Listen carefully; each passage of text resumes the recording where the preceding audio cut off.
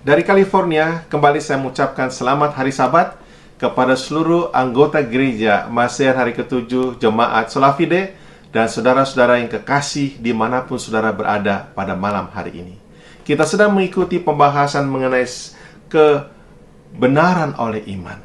Saudara masih ingat bukan bahwa kita diselamatkan oleh anugerah yang kita terima oleh iman. Anugerah itu adalah karena begitu besar kasih Allah akan dunia ini, sehingga dikaruniakan anak-Nya yang tunggal, supaya barang siapa yang percaya kepada tidak binasa, melainkan beroleh hidup yang kekal. Yohanes 3 ayat 16. Salah satu topik dalam keselamatan yang kita mau pelajari malam hari ini adalah mengenai pertobatan. Ayatnya saudara kita bisa baca dalam buku Kisah Para Rasul, pasal yang kedua, ayat yang ke-37 sampai dengan yang ke-38. Ketika mereka mendengar hal itu, mereka sangat terharu. Lalu mereka bertanya kepada Petrus dan rasul-rasul yang lain, "Apakah yang harus kami perbuat, saudara-saudara?" Jawab Petrus kepada mereka, "Bertobatlah. Hendaklah kamu masing-masing memberi dirimu dibaptis dalam nama Yesus Kristus untuk pengampunan dosamu, maka kamu akan menerima karunia Roh Kudus."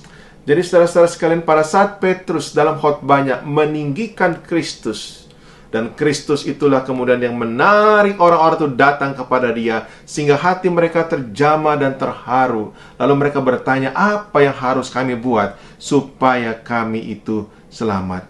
Lalu Petrus katakan, "Bertobatlah." Saudara-saudara sekalian, pertobatan itu adalah duka cita terhadap dosa dan berpaling dari perbuatan-perbuatan dosa. Seperti yang kita lihat, mereka terharu karena mereka ada di Yerusalem pada waktu Yesus mau disalibkan. Dan pertobatan itulah karunia, oleh karena pada saat Yesus ditinggikan, maka orang itu datang kepada Yesus. Oleh karena duka cita terhadap dosa adalah karunia, dan berpaling dari perbuatan dosa adalah karunia dari Tuhan. Saudara-saudara, kita tidak mengubah hidup kita untuk datang kepada Yesus. Kita datang kepada Dia sebagaimana kita ada, dan Dialah yang mengubah hidup kita. Saudara-saudara, ayat ini mengatakan bahwa Tuhan memberikan pertobatan sebelum Dia memberikan pengampunan kepada kita.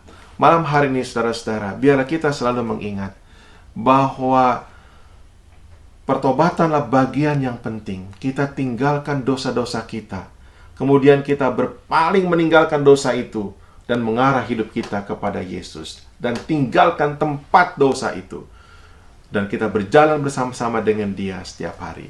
Kiranya Tuhan memberkati kita semua. Amin.